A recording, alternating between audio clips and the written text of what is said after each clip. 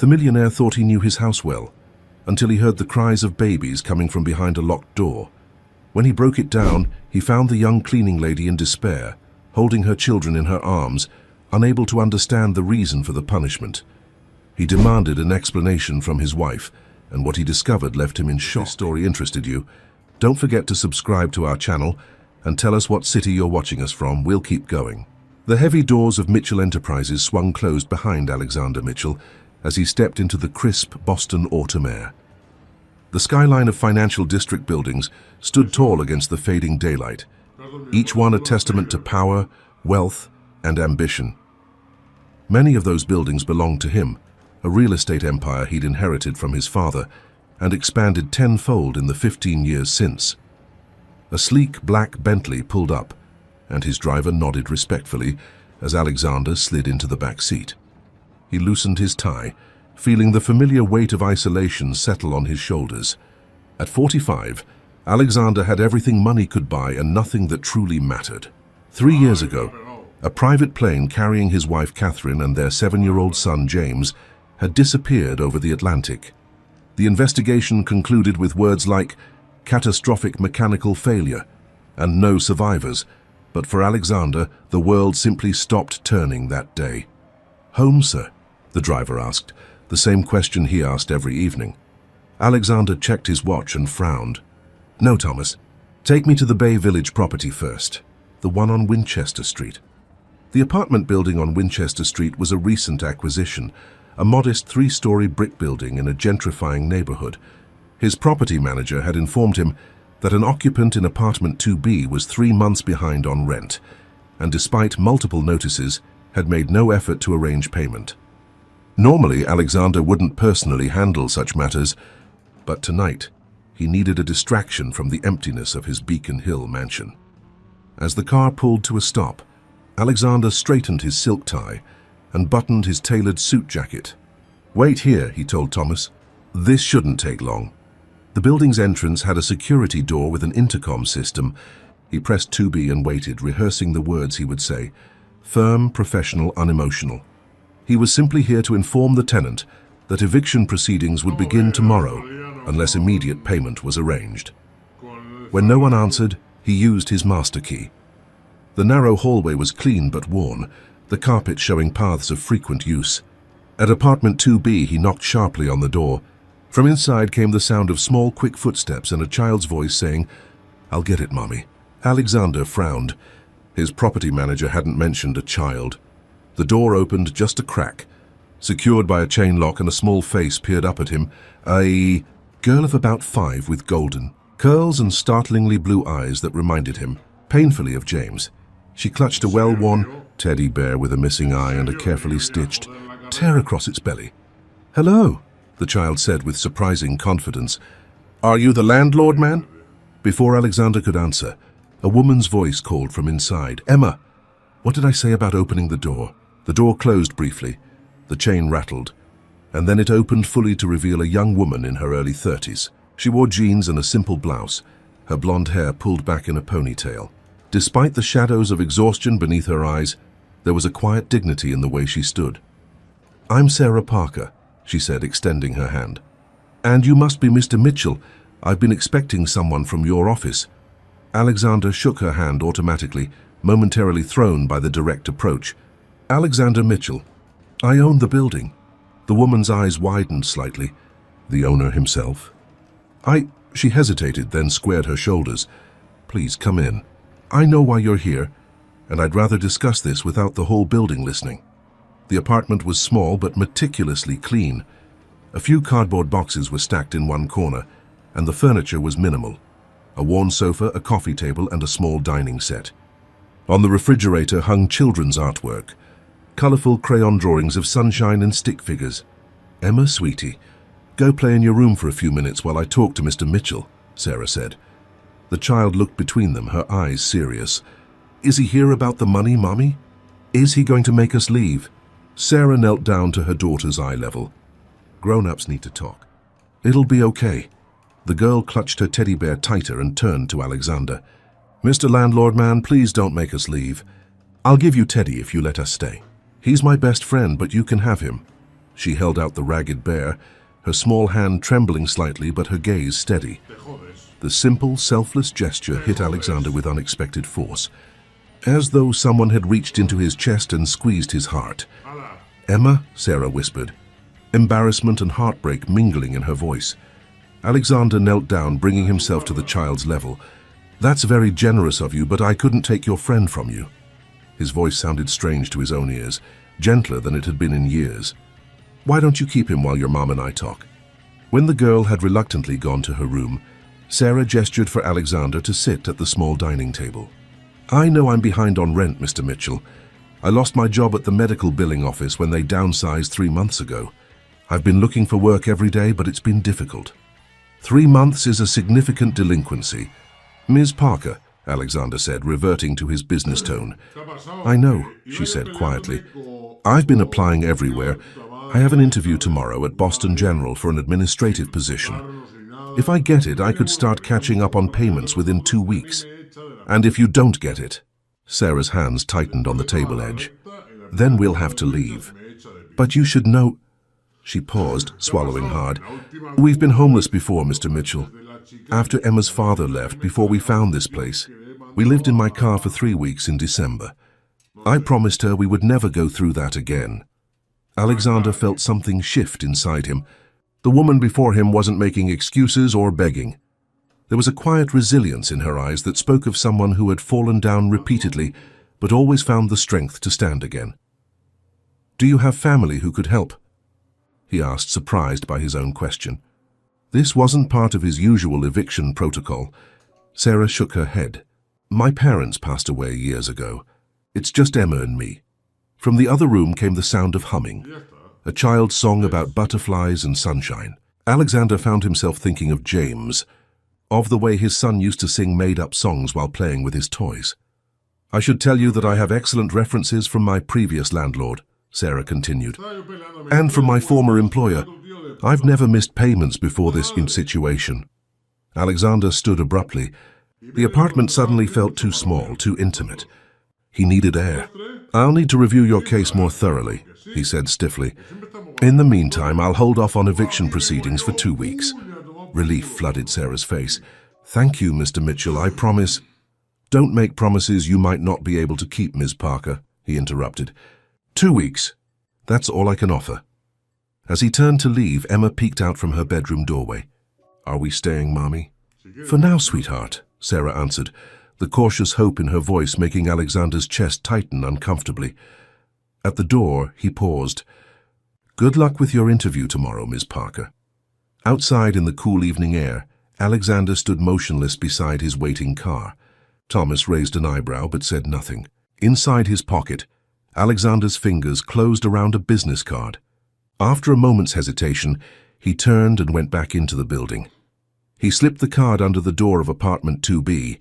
On the back, he had written, "Call if you need a reference for your interview, AM." In the car, Thomas asked, "Home now, sir?"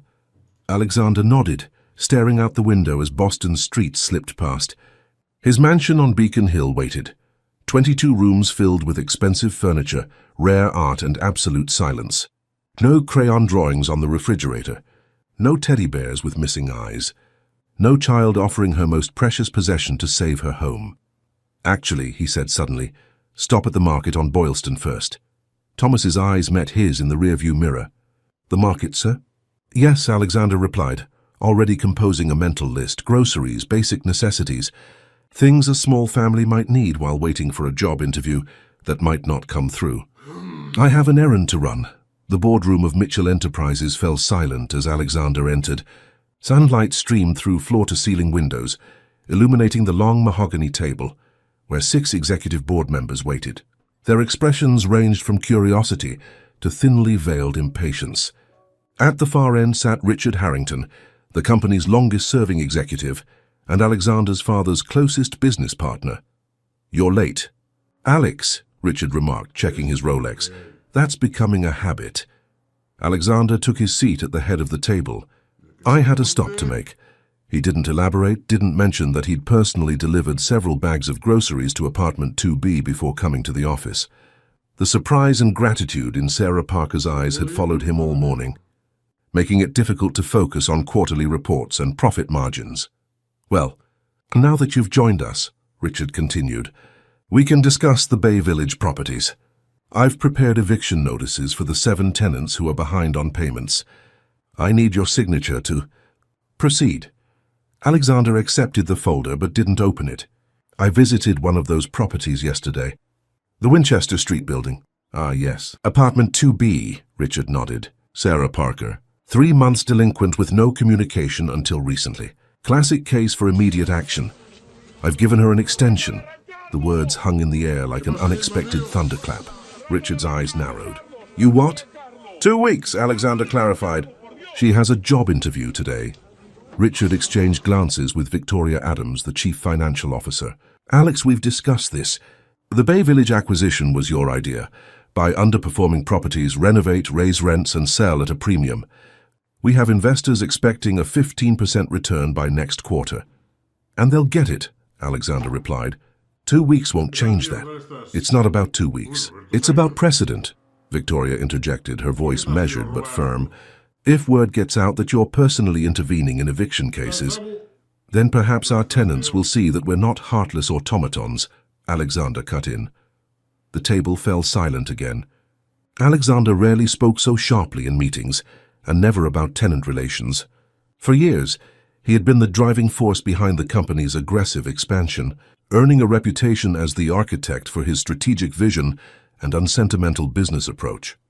Marcus Chen, the youngest board member, leaned forward. "Alexander, is everything all right? You seem different today." Before Alexander could answer, his phone buzzed with a text message. He glanced down at the screen. "Unknown number, Mr. Mitchell, it's Sarah Parker. I got the job. They want me to start Monday. I can't thank you enough for the reference and the groceries. Emma wants to know if you like chocolate chip cookies. She wants to bake you some." A small smile touched Alexander's lips before he could suppress it. He tucked the phone away, aware of the curious stares around the table. "I'm fine," he said to Marcus. "Just reconsidering some of our approaches." Richard closed his portfolio with a snap. "Alex, let's speak privately after the meeting." The boardroom emptied 30 minutes later, leaving Alexander alone with Richard.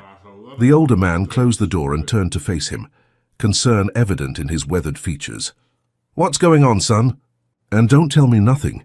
I've known you since you were in diapers." Alexander sighed. Richard had been a constant presence in his life, a mentor after his own father died, and a support system after the plane disaster. If anyone deserved honesty, it was him. "I met a little girl yesterday," Alexander said quietly. "She offered me her teddy bear, her most prized possession, to keep her mother from being evicted." Richard's expression softened slightly. "That's touching, Alex, but you can't make business decisions based on sentimental encounters. Can't I? Isn't that what my father would have done? Your father built this company by making tough decisions, not by getting personally involved with every hard luck case." Alexander stood and walked to the window, looking out at the city sprawled below. "Did you know that the Parker girl, Emma, she's the same age James would have been?" Richard's voice became gentler. "Alex, I understand the anniversary is coming up.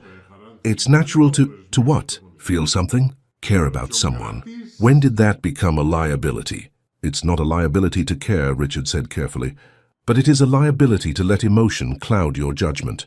This company employs thousands of people who depend on you to make sound decisions." Alexander turned back to face his mentor.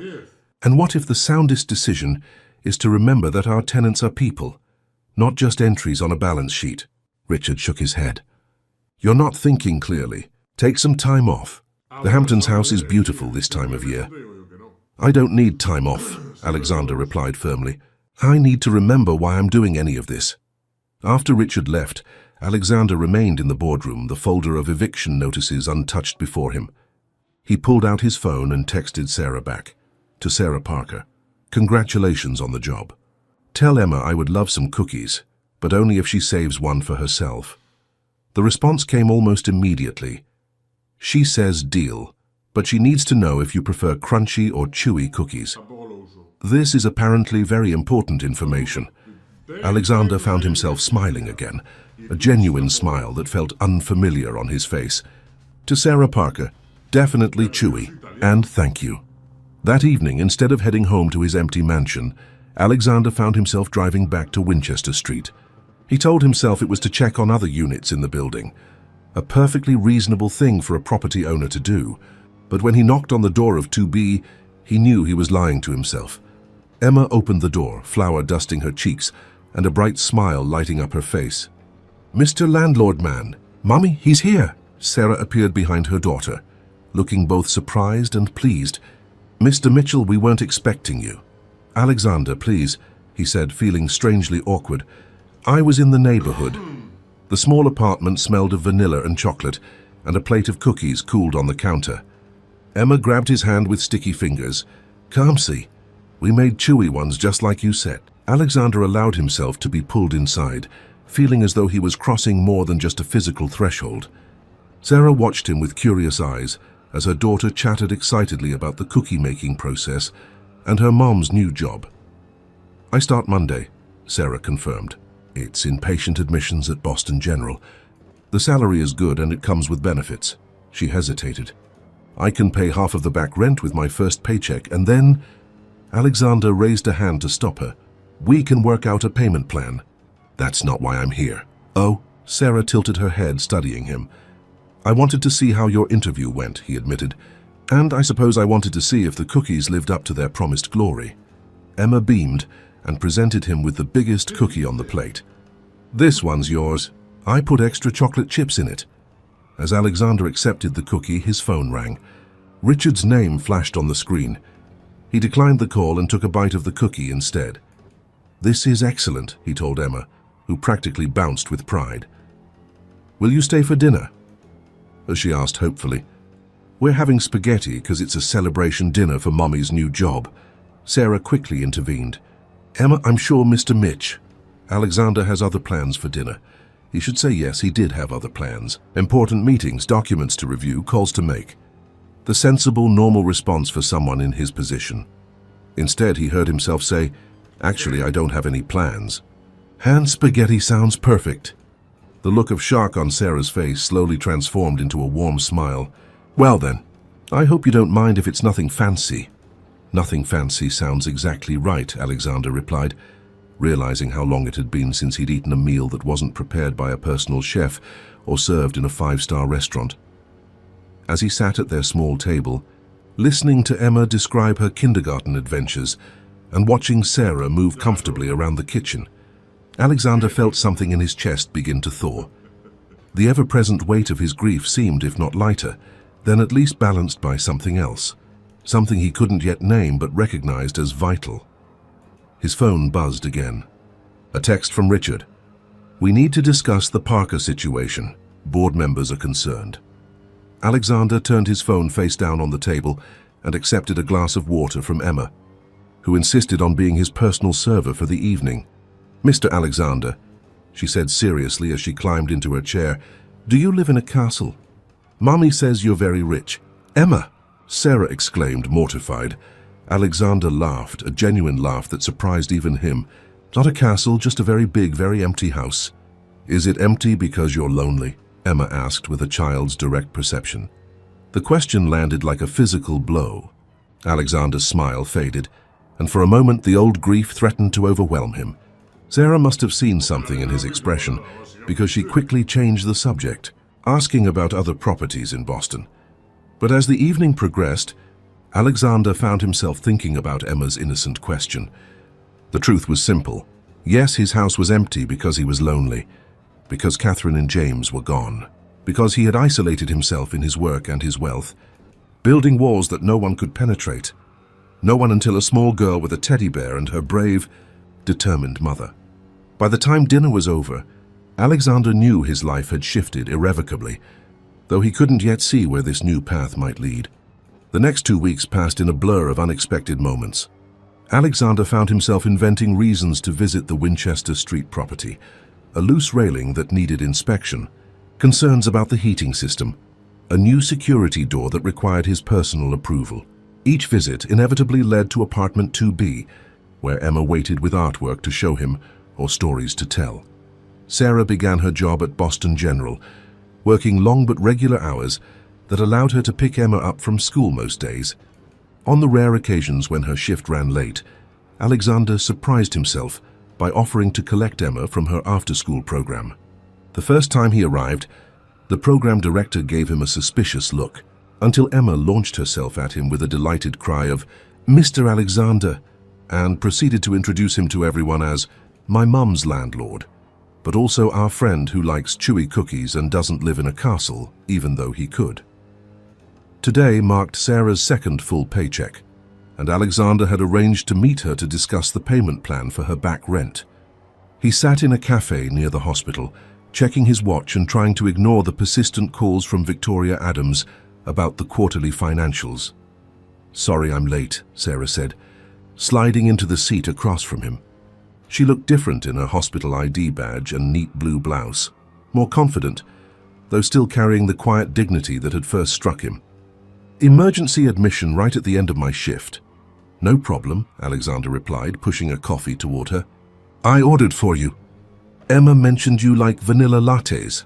Sarah smiled, wrapping her hands around the warm cup. "Emma seems to tell you a lot these days. She's a remarkable child. She talks about you constantly, you know. Alexander this, Alexander that. I think you've replaced her preschool teacher as her favorite adult." An unexpected warmth spread through Alexander's chest at the thought. "I'm honored. She's special." Sarah studied him for a long moment. "You're good with her." "Do you have children?" The question was innocent, but it hit like a physical blow. Alexander's hand tightened on his own cup, and he saw concern flash across Sarah's face as she recognized her misstep. "I had a son," he said quietly. "James, he would have been about Emma's age now." Sarah's expression softened with understanding. "I'm so sorry, Alexander. I didn't know." "It's been 3 years," he cleared his throat. "My wife, Catherine, was with him. Their plane. There was an accident over the Atlantic." Sarah reached across the table and covered his hand with hers. The simple human contact, something he'd avoided for so long, sent an electric current through him. "Emma lost her teddy bear the day we met," he continued, not sure why he was telling her this. "She offered it to me to save your home. It reminded me of James. He had a stuffed dinosaur he never went anywhere without." Sarah's eyes glistened. "Children have a way of seeing through all our defenses, don't they?" Alexander nodded, then straightened, pulling his professional mask back into place. "About your payment plan, I have a proposal," Sarah interrupted, her expression serious. "I know I owe 3 months' rent, which comes to $4,200. I can pay $800 now and then add $400 to my monthly rent until I'm caught up." Alexander considered her offer. It was reasonable, even generous given her salary, but something else had been weighing on his mind. "Actually, I have a different proposition." Sarah raised an eyebrow. "Mitchell Enterprises needs an administrative coordinator for our tenant relations department. The position oversees community outreach, handles tenant communications, and helps develop programs to improve our properties." He slid a folder across the table. "The salary is nearly double what you're making at the hospital, with better benefits and flexible hours that would allow you to be home when Emma finishes school." Sarah stared at the folder without opening it. "You're offering me a job?" "I'm offering you an opportunity. You're organized, personable, and you understand the tenant perspective firsthand." Alexander leaned forward. "This isn't charity, Sarah. We need someone like you." "Someone like me," she repeated slowly. "Or specifically me." "Both," Alexander admitted. "I've watched you rebuild your life these past weeks with remarkable resilience. Our company could use that kind of strength." Sarah finally opened the folder, her eyes widening as she scanned the job description and compensation package. "This is generous." "It's market rate for the position," Alexander replied, though they both knew it was more than that. "You'd report directly to me, at least initially." A small smile played at the corners of Sarah's mouth. "And what would your board think about that? The tenant who was nearly evicted suddenly working alongside the CEO?" Alexander's expression hardened slightly. "The board doesn't make hiring decisions for my executive team. I'm not qualified for an executive position." "You're more qualified than you think." He tapped the folder. "Read through it. Think about it. The offer stands regardless of what you decide about the payment plan." Sarah closed the folder and met his gaze. "Why are you doing this, Alexander?" It was the question he'd been asking himself for 2 weeks, the question Richard had demanded an answer to, the question that had kept him awake at night. Why was he, Alexander Mitchell, Boston's most ruthless real estate developer, personally invested in the welfare of a single mother and her daughter?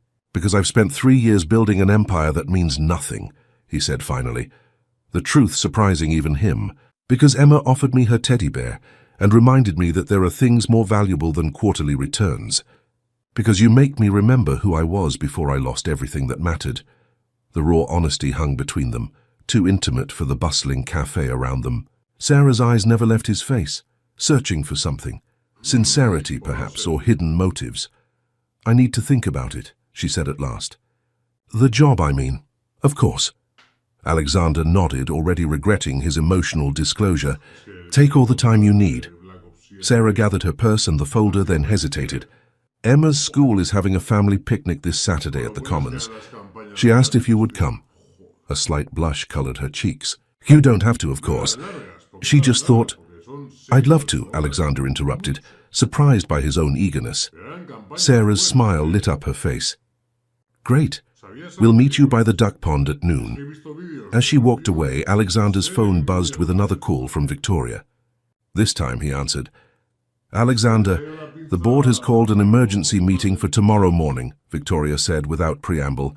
"Richard is making a motion to review your leadership position in light of recent decisions." Alexander's jaw tightened. "What decisions would those be?"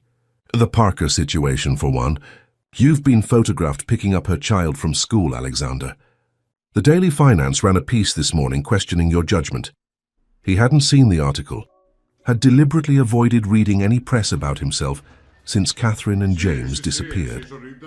"There's more," Victoria continued, her voice uncharacteristically hesitant. "Richard has been meeting with major shareholders, suggesting that your grief has compromised your business acumen. He's proposing a temporary leadership transition while you take an extended leave of absence." Alexander's hand clenched around his phone. "He's trying to force me out." "Not permanently," Victoria cautioned. "He's positioning it as a wellness sabbatical. But yes, essentially, he's making a play for control." "I'll be there in 20 minutes, Alexander said, already signaling for the check. "Call Marcus and Jennifer.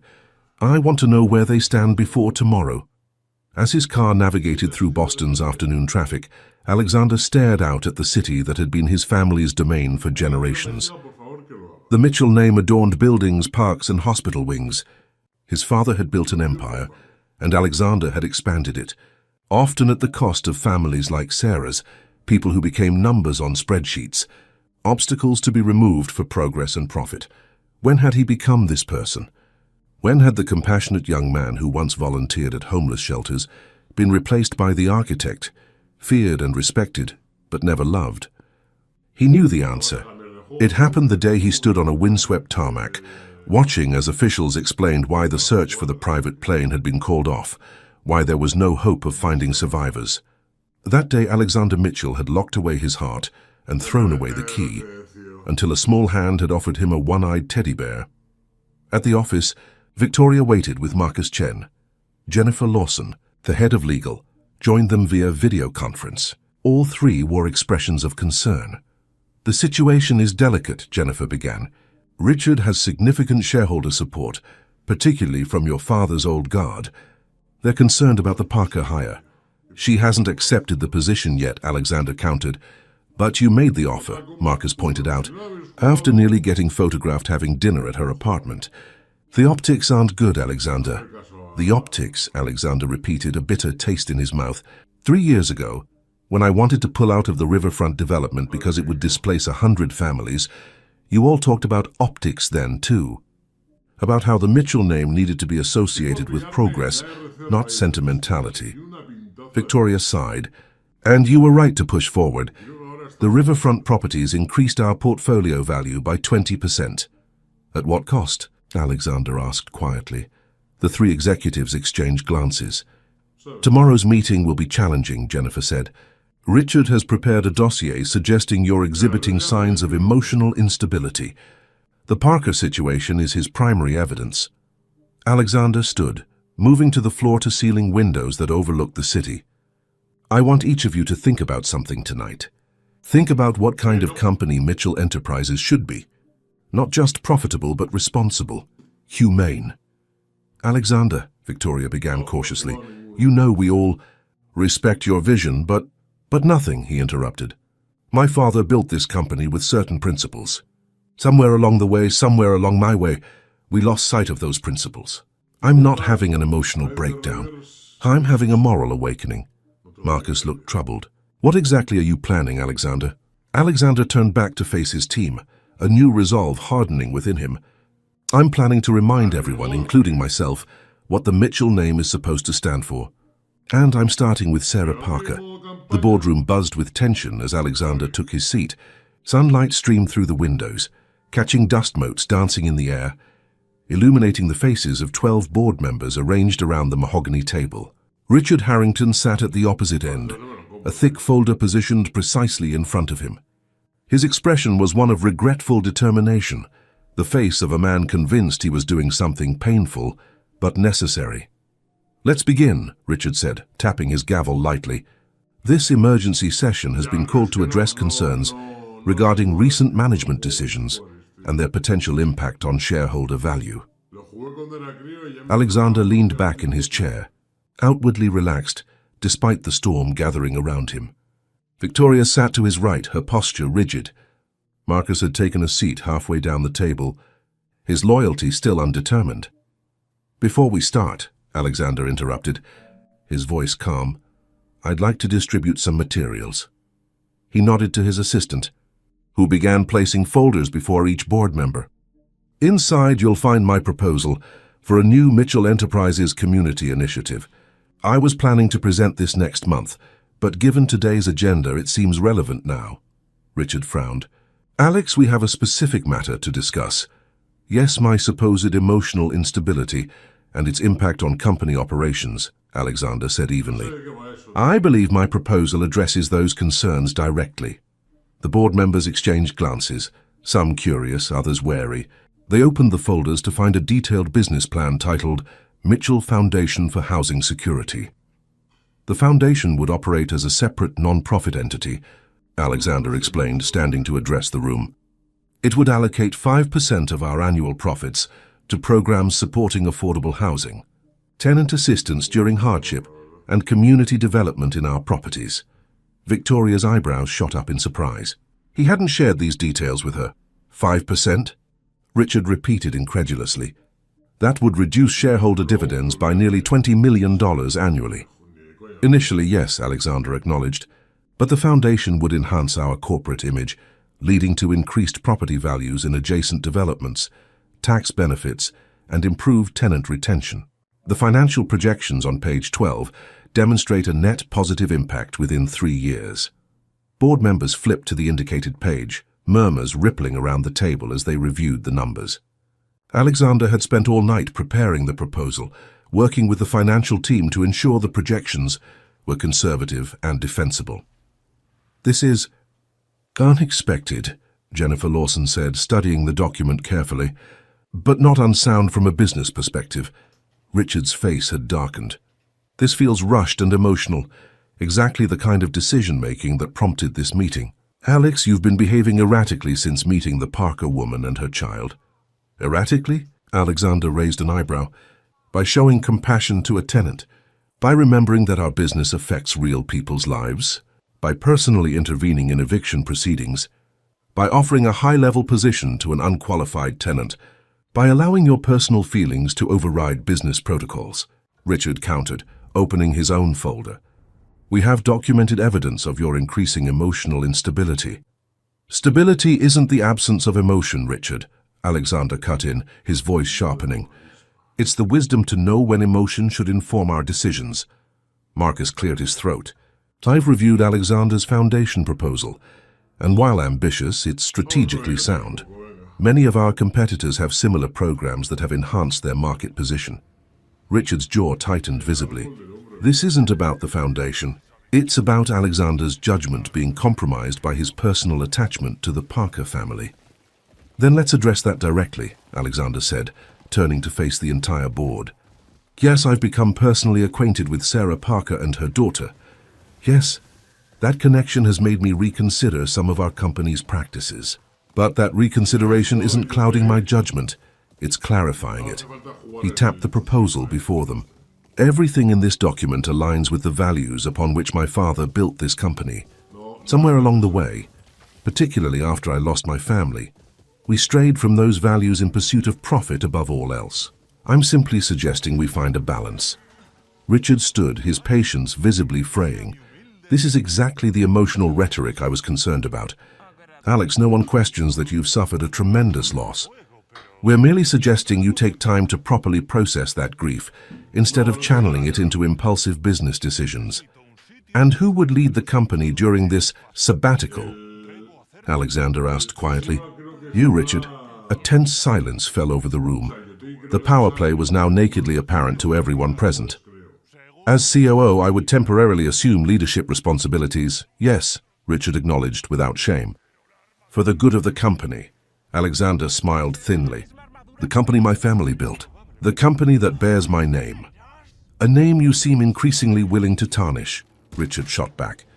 The Daily Finance article questions whether your judgment has been compromised by an inappropriate relationship with a tenant.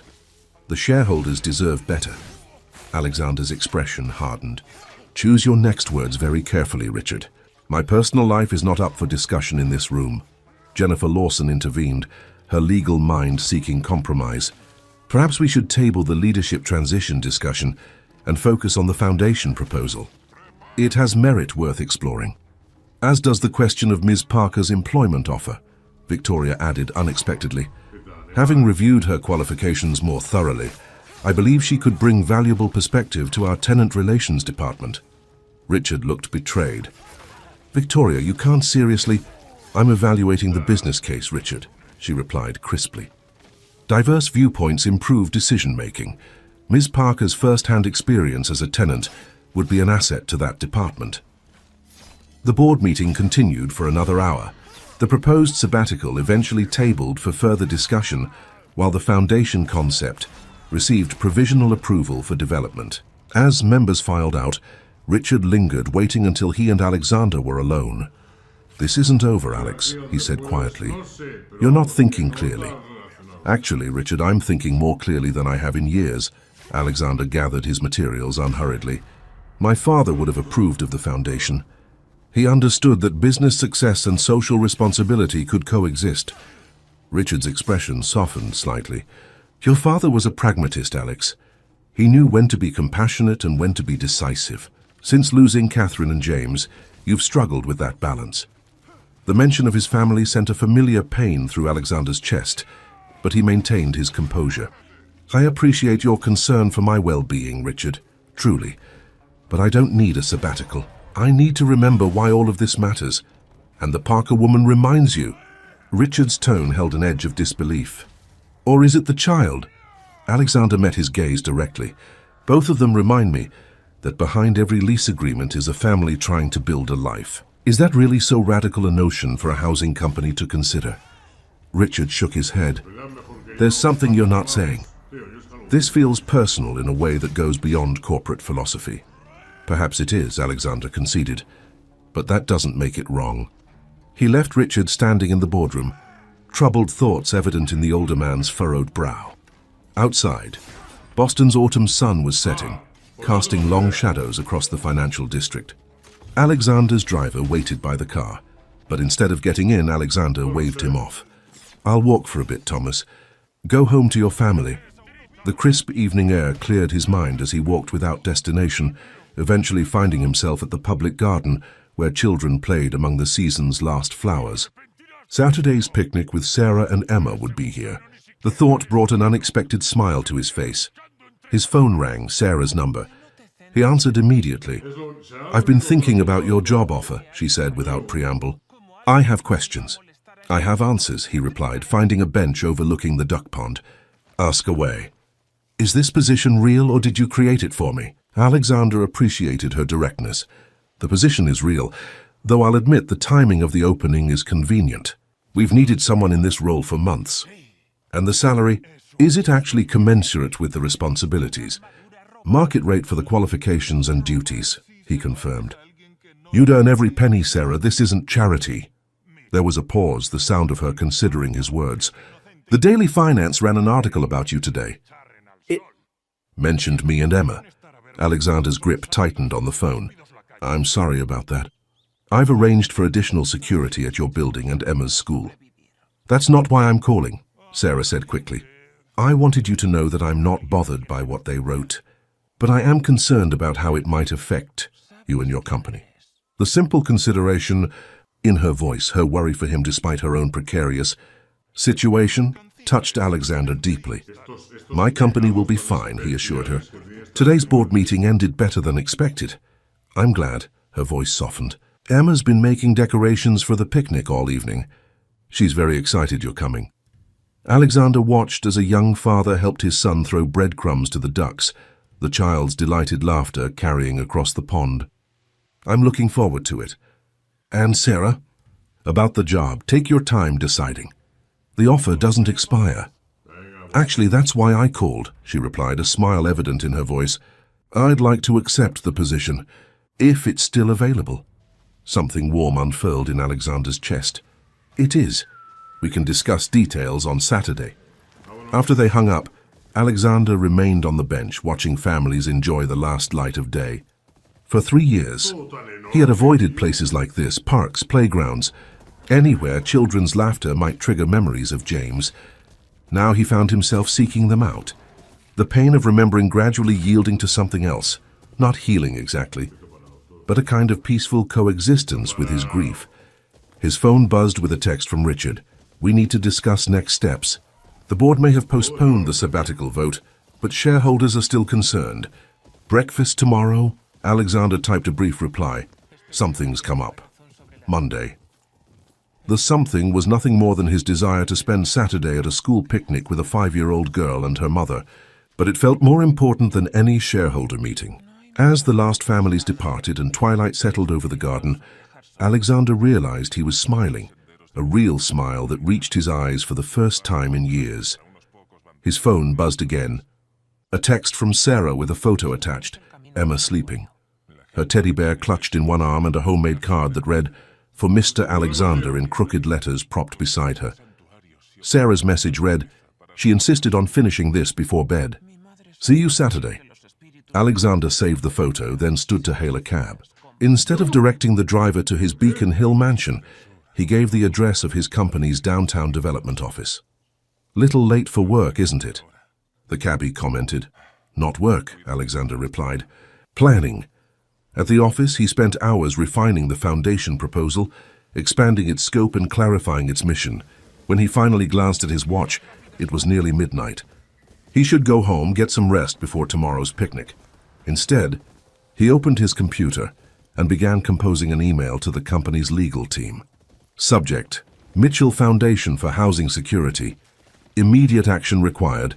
Begin drafting incorporation documents and funding structure. Priority status. I want this operational within 30 days. As he pressed send, Alexander felt something he hadn't experienced in years. Purpose. Not the cold determination that had driven his business expansion, but something warmer and more meaningful. The foundation would be his legacy, not just to honor Catherine and James, but to build something worthy of Emma's innocent faith in him. Something that might make a difference to families like hers. Something worth building an empire for. Saturday dawned clear and unseasonably warm for October in Boston. Alexander arrived at the public garden 15 minutes early, carrying a small gift bag and feeling strangely nervous. He had faced hostile takeovers and negotiated billion-dollar deals without breaking a sweat. Yet the prospect of a school picnic with Sarah and Emma had him checking his watch every 30 seconds. Families dotted the grassy areas around the duck pond, spreading blankets and unpacking picnic baskets. Children chased each other, while parents chatted in small clusters. Alexander felt conspicuously out of place in his casual clothes, designer jeans and a simple button-down that had required 3 wardrobe changes before he decided they looked normal enough. Alexander. Emma's voice carried across the garden, and he turned to see her running toward him, blonde curls bouncing, with Sarah following at a more measured pace. Emma launched herself at him with complete trust, and he caught her automatically, her small arms wrapping around his neck in a fierce hug. "You came. I told Mommy you wouldn't forget, and you didn't. I wouldn't miss it," Alexander replied, setting her down carefully. He looked up to find Sarah watching them, an unreadable expression in her eyes. "Good morning," he said, suddenly feeling awkward. Sarah smiled. "Good morning. I hope you like peanut butter and jelly." Emma insisted on making the sandwiches herself. "Crusts cut off?" he asked seriously. Emma nodded emphatically. "The crusts are yucky. I made you 2 sandwiches because Mummy says you're a grown-up, and grown-ups eat more." "That's very thoughtful," Alexander said, matching her solemn tone. "I brought something too." He offered her the small gift bag. Emma's eyes widened with delight as she reached inside and pulled out a small plush duck. "It's like the ones in the pond," she exclaimed, hugging it to her chest. "I thought it could keep Teddy company," Alexander explained, glancing at Sarah to gauge her reaction to the gift.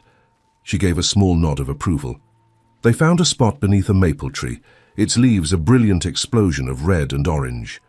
As Sarah spread out a checkered blanket, Alexander noticed other parents watching them curiously. He recognized the mixture of recognition and speculation in their expressions, the same looks he received in boardrooms and at charity events.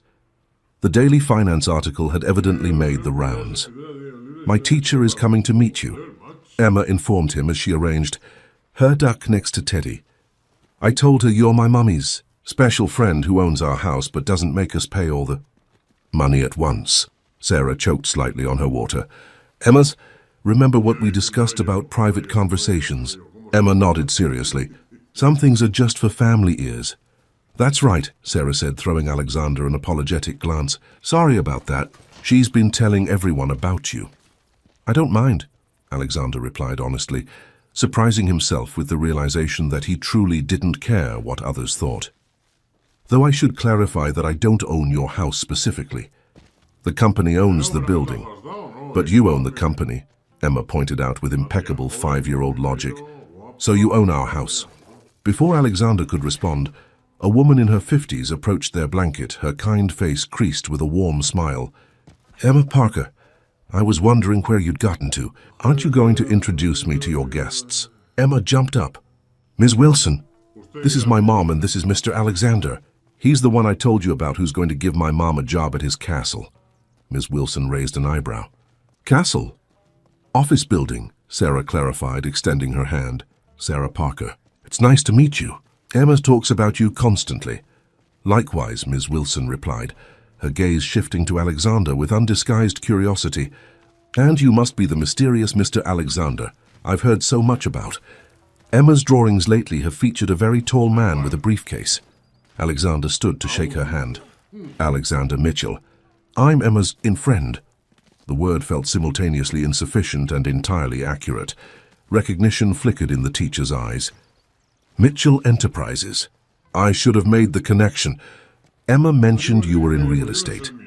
The conversation might have grown awkward, but Emma tugged at Ms. Wilson's hand. "Did you bring the bubbles? You promised bubbles for good listeners. And you've been an excellent listener," Ms. Wilson assured her, producing a small bottle from her pocket. "Why don't you show your mom and Mr. Mitchell the bubble trick we learned in class?" As Emma happily occupied herself with the bubbles a short distance away, Ms. Wilson's expression became more serious. "Mr. Mitchell, I hope you don't mind my directness, but Emma has been through some difficult transitions. She's a remarkably resilient child, but she forms attachments quickly and deeply." The gentle warning was clear. Alexander nodded, appreciating her concern. "I understand. I have no intention of disappointing her." "Good," Ms. Wilson said simply. "She's special, that one." "Yes, she is," Alexander agreed, watching as Emma attempted to catch bubbles on her fingertip, her face a portrait of concentration. Ms. Wilson excused herself to greet other families, and Sarah moved closer to Alexander. "She's protective of her students, especially Emma." "With good reason," Alexander replied. "Emma mentioned transitions." "Her father?" Sarah's expression clouded slightly. "Jason left when Emma was 2. He wasn't prepared for fatherhood, I suppose. We haven't heard from him in over 3 years." Alexander felt a surge of anger toward this unknown man, who could walk away from such an extraordinary child. His loss, he said quietly. Yes, Sarah agreed, watching her daughter with a mixture of pride and sadness. Though sometimes I worry about what that loss means for Emma. Before Alexander could respond, Emma came running back, breathless with excitement. "Mommy, the duck boat is here. Can we go, please, please? Please?" The famous Boston Duck Tours boat had indeed arrived at the edge of the pond, offering short rides to the picnic attendees. Sarah hesitated. "Honey, I'm not sure—" "I'd be happy to take her if that's all right with you," Alexander offered. "You could have a break." The flash of gratitude in Sarah's eyes was answer enough. "That would be wonderful, actually. These school events can be a bit overwhelming." As Alexander and Emma made their way toward the duck boat, he felt a small hand slip into his with complete trust. The simple gesture affected him more deeply than he could have anticipated. "Will the boat really go in the water?" Emma asked, skipping beside him. "It will," Alexander confirmed. "It's specially designed to drive on land and float on water." "Like magic?" "Like engineering," he corrected with a smile. "But yes, a bit like magic, too." They joined the short queue, Emma chattering excitedly about ducks, boats, and a bewildering array of seemingly unconnected topics. Alexander found himself fully engaged, answering her questions and asking his own, marveling at the intricate workings of her young mind. From across the garden, he could see Sarah watching them, a soft smile playing at her lips. When she caught his eye, she gave a small wave that he returned, feeling oddly like a teenager, acknowledging his prom date across a crowded gymnasium. The duck boat ride lasted only 15 minutes, but Emma's delight made it seem magical. She squealed with joy when the vehicle splashed into the pond, gripping Alexander's hand tightly and pressing against his side. Without thinking, he put his arm around her small shoulders, steadying her as she leaned over to look at the water. "Mr. Alexander," she said suddenly, her expression serious despite her excitement, "are you going to marry my mommy?" The question caught him completely off guard. What makes you ask that, Emma?" She shrugged as if the answer were obvious.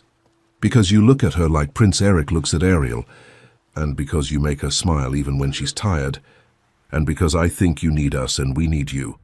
The simple, profound observation left Alexander speechless. Out of the mouths of babes, indeed. "Your mommy and I are just getting to know each other," he said finally, choosing his words carefully. "But I care about both of you very much." Emma seemed satisfied with this answer. "Good, because I already told Teddy you might be my new dad someday." Alexander's heart constricted painfully. He thought of James, of the life that had been stolen from them all. But here was this extraordinary child offering him a place in her heart, a chance at something he'd believed forever lost. When they returned to the blanket, Sarah had unpacked their picnic lunch. "How was the ride?" she asked, noting Emma's flushed, happy face. "It was awesome," Emma declared, launching into a detailed description of every moment while Alexander settled beside Sarah. "Thank you for taking her," Sarah said quietly. "She'll remember this day forever." "So will I," Alexander replied honestly. They ate peanut butter and jelly sandwiches, crusts removed, apple slices and cookies that Emma had decorated herself with colorful icing. Alexander couldn't remember the last time food had tasted so good, perhaps because it had been prepared with love rather than culinary precision. As the afternoon progressed, Alexander found himself drawn into the school community almost against his will. Emma insisted on introducing him to her friends, proudly announcing that he owned all the buildings in Boston, a considerable exaggeration, and could do magic with money, an interesting interpretation of his financial acumen. Sarah was pulled into a conversation with other mothers, occasionally glancing over at him with a mixture of amusement and apology as Emma continued her enthusiastic introductions. Alexander surprised himself by not minding at all. There was something refreshingly honest about the children's curiosity compared to the veiled inquiries of Boston's social elite. The afternoon was winding down when Alexander noticed a photographer discreetly taking pictures from behind a nearby tree. His security training kicked in immediately, and he subtly positioned himself between the camera and Emma. "Sarah," he said quietly when she returned to their blanket, "don't look now, but there's a photographer at 3 o'clock, probably from one of the tabloids." Sarah tensed. "Should we leave?" Alexander hesitated. Emma was happily playing a game with her classmates, completely unaware of the intrusion. "Let me handle it," he said, standing casually and making his way toward the photographer.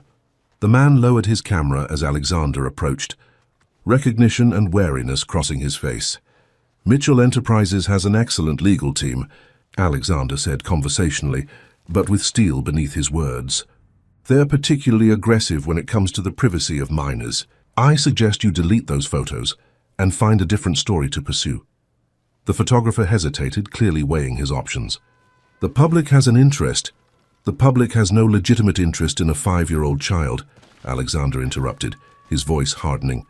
"Delete the photos, now."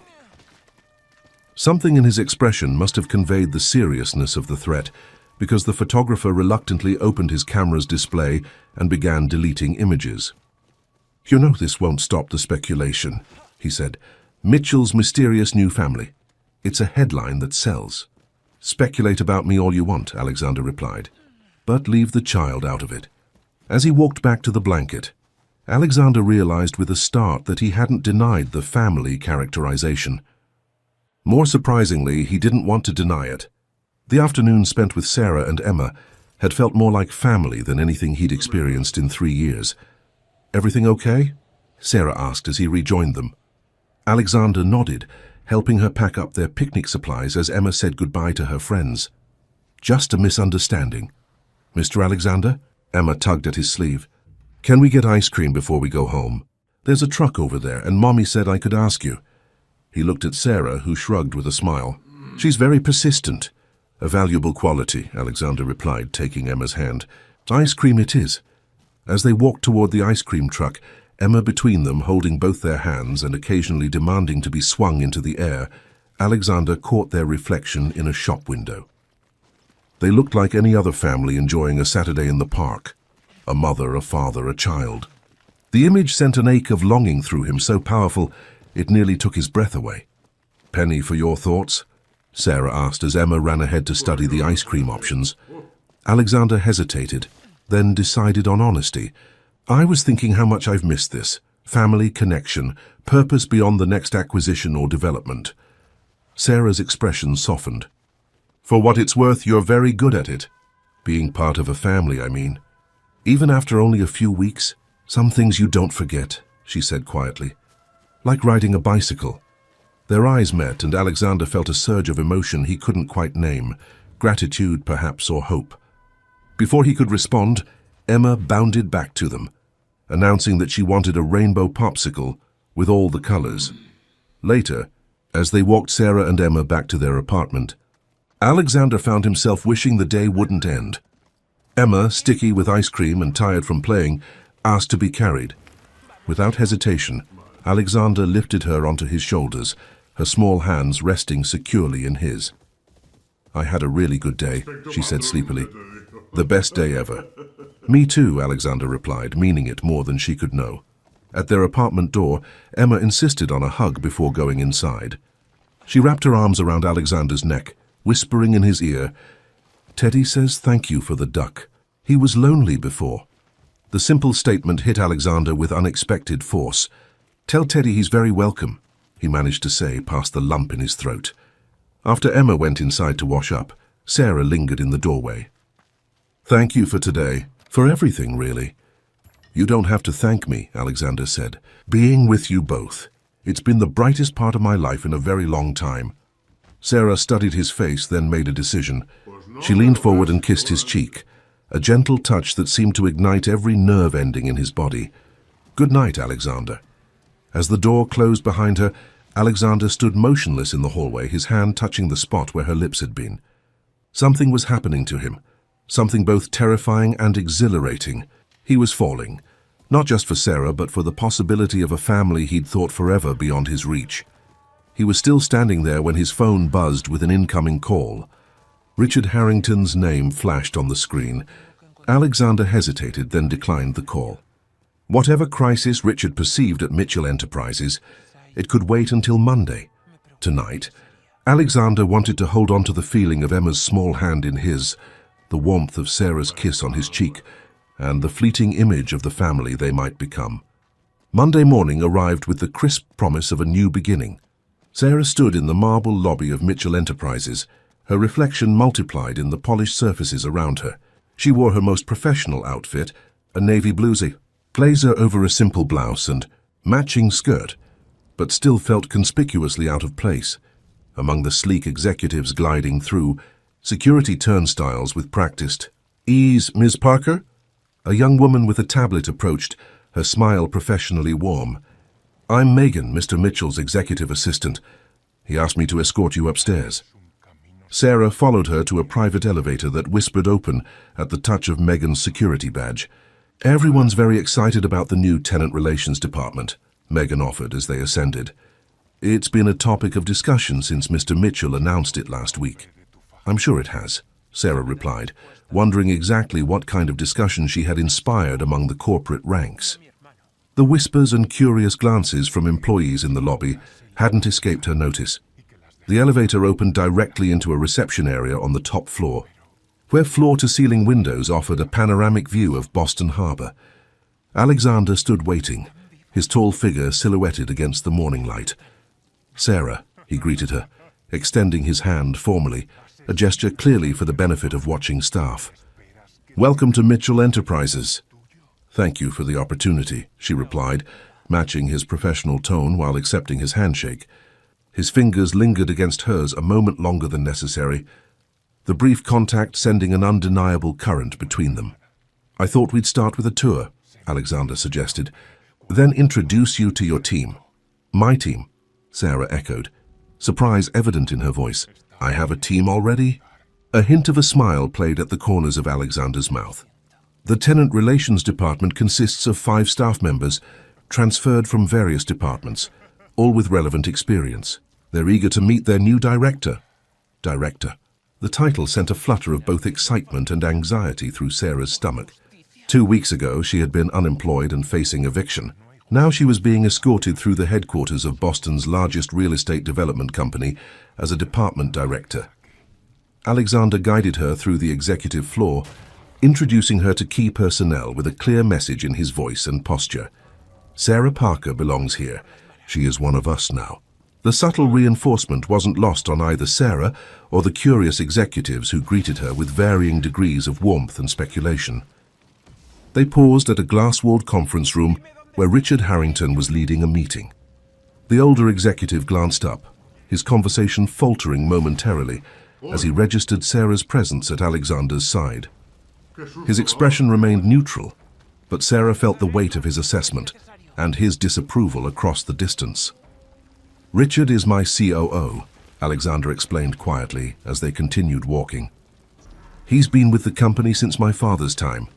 He doesn't approve of me, Sarah observed. Alexander's mouth tightened slightly. Richard doesn't approve of change in general. He'll come around. The tour concluded at a newly renovated section of the executive floor. A frosted glass door bore the inscription, Tenant Relations and Community Outreach in elegant lettering. Inside, a spacious office suite housed several workstations surrounding a central meeting area. 5 people rose as they entered, their expressions a mixture of curiosity and professional attentiveness. Team, this is Sarah Parker, your new director, Alexander announced. Sarah, meet your department. Maya Rodriguez, Community Liaison. Danielle Chen, Tenant Advocacy. Brianna Washington, Housing Assistance Coordinator. Tyler Evans, Financial Counseling. And Layla Nasser, Administrative Support. Sarah shook hands with each of them, noting the diverse backgrounds represented in the carefully assembled team. Alexander had clearly put thought into building a department that could address the complex needs of their tenant community. I've asked each of them to prepare briefings on their areas of expertise, Alexander continued. They'll help you understand our current programs and where we have opportunities to expand. After introducing her to the team and showing her to a corner office with views of the harbor, larger than her entire apartment, Alexander excused himself for a meeting. Megan will check in with you after lunch to see if you need anything.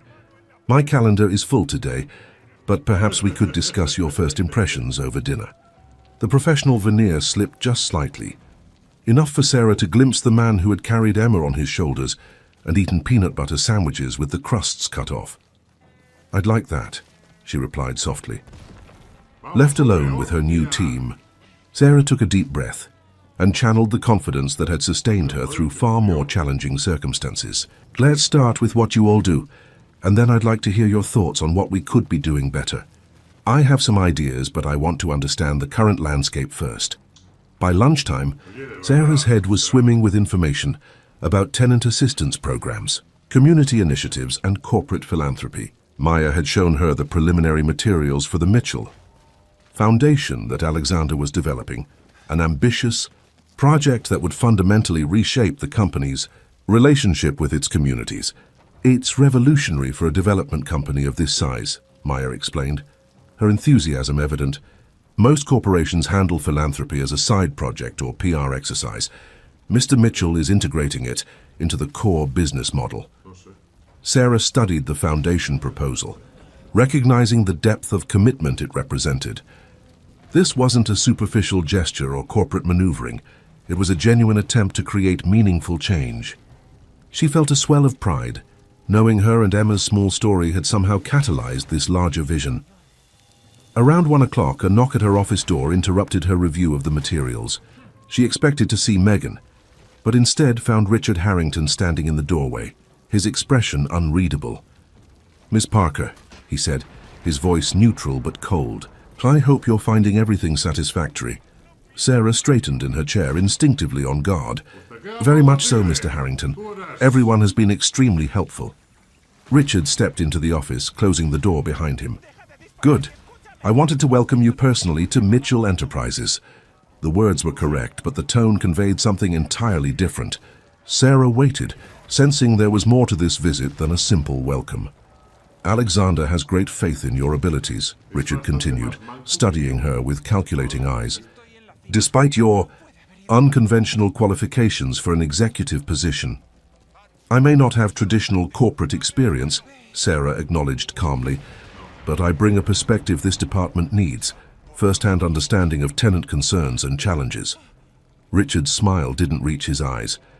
"Indeed. And I'm sure your perspective has been very enlightening for Alexander. He's been quite transformed since meeting you and your daughter." The implied accusation hung in the air between them. Sarah felt her cheeks warm with indignation, but kept her voice level. "Mr. Mitchell is implementing changes that will benefit both the company and its tenants. That seems like sound business to me." "Ms. Parker," Richard said, dropping all pretense of pleasantries, "I've known Alexander since he was a child. I was there when he lost Catherine and James. I watched him rebuild himself through sheer force of will. Whatever you think you're doing, whatever you think you're creating with him, you need to understand what you're involving yourself in." Sarah's hands curled into fists beneath her desk. "I'm not doing anything, Mr. Harrington, except accepting a job for which I'm qualified and grateful. My relationship with Alexander, Mr. Mitchell, is not your concern." "It becomes my concern when it affects this company," Richard countered. "Alexander is vulnerable right now, though he wouldn't admit it. The foundation proposal, this department, your position here, these are all manifestations of his grief finding a new outlet." The cruel assessment struck Sarah like a physical blow. "You think I'm taking advantage of his grief? I think you're a convenient vessel for his emotional recovery," Richard said bluntly. "A ready-made family to replace the one he lost. The question is whether you're willing to be that for him, knowing it's not really you he's seeing when he looks at you and your daughter." Before Sarah could respond, the door opened and Alexander entered, stopping short at the tableau before him. Richard standing imposingly over Sarah's desk, her face flushed with anger and hurt. "Richard," Alexander said, his voice dangerously quiet, "what's going on here?" "Just welcoming our newest executive," Richard replied smoothly, turning toward the door. "We were having a fascinating discussion about qualifications and motivations." Alexander's jaw tightened visibly. "My office now." As Richard departed, Alexander moved to Sarah's side. "What did he say to you?" Sarah shook her head, unwilling to repeat the cruel insinuations. "It's nothing I can't handle." "Sarah," Alexander insisted gently, "please tell me." "He thinks I'm using you," she said finally, meeting his gaze directly. "Or rather, that you're using me and Emma as replacements for your family." The words hurt to say aloud, giving voice to fears she hadn't fully acknowledged even to herself. Alexander's expression darkened with anger, then softened as he looked at her. That's not what's happening here. You know that, right? Do I? Sarah asked quietly. Alexander, everything has happened so quickly. This job, our friendship, Emma is already so attached to you.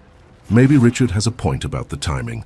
The timing is irrelevant, Alexander interrupted, taking her hand. Yes, meeting you and Emma has changed me. Yes, it's made me confront grief I've been avoiding for years. But you're not replacements for anyone. You're Sarah and Emma Parker, and you've become important to me because of who you are, not who you remind me of. The sincerity in his voice was impossible to doubt. Sarah squeezed his hand, drawing strength from the connection. I believe you, but this situation, my position here, it complicates things. Only if we let it, Alexander replied. I hired you because you're qualified, and because this company needs your perspective. The fact that I care about you personally is separate from that professional decision. Is it, though? Sarah challenged gently. Can you honestly say you would have created this position and hired me if we hadn't met the way we did? Alexander considered her question seriously. Perhaps not with the same timing, he admitted. But the foundation and this department were inevitable once I started remembering what matters to me. You and Emma accelerated that process, but you didn't create it. Before Sarah could respond, Alexander's phone buzzed urgently. He glanced at it with a frown. The board is assembling for an emergency session. I have to go. He hesitated, then added, We'll continue this conversation over dinner, unless you'd prefer to reschedule. No, Sarah said firmly. Dinner is fine. We should talk this through properly. After Alexander left to confront Richard and attend the emergency board meeting, Sarah tried to refocus on the department materials, but Richard's words kept intruding. Was she simply a replacement family for a grieving man? Was Emma just a surrogate for the son he had lost? The questions haunted her through the afternoon as she met with her team and reviewed tenant cases. By 5 o'clock, she had made notes on several immediate initiatives she wanted to implement, focusing on preventive assistance for tenants facing financial hardship. She was gathering her things to leave when Megan appeared at her door.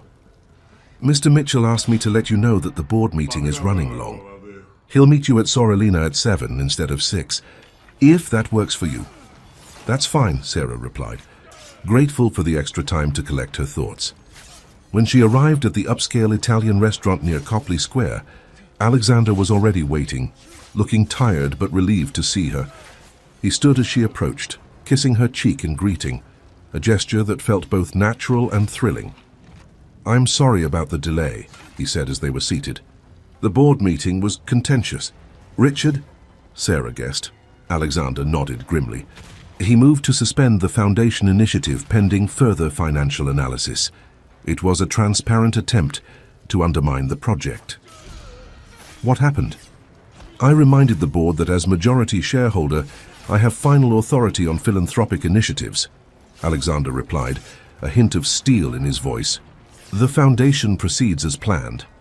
Sarah studied him across the candlelit table, seeing both the powerful CEO and the vulnerable man beneath the polished exterior. Alexander, we need to talk about what Richard said. Richard was out of line, Alexander stated flatly. He had no right to approach you that way. But were his concerns entirely unfounded? Sarah pressed gently. The timing of all this, us meeting, the changes you're making at the company, our growing closeness, it's a lot in a very short time. Alexander was quiet for a moment, considering her words as the waiter poured their wine. When they were alone again, he spoke with careful deliberation.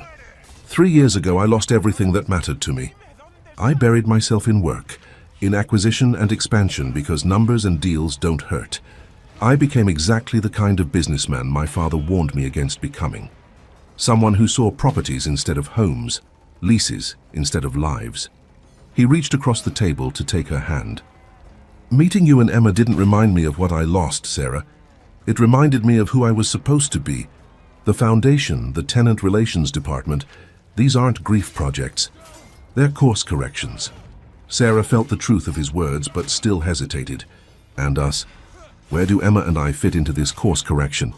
Alexander's eyes held hers with unwavering certainty. Wherever you want to fit.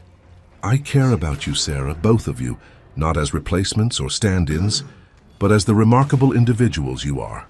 Emma makes me laugh for the first time in years. You challenge me to be better than I am. That has nothing to do with grief and everything to do with who you are.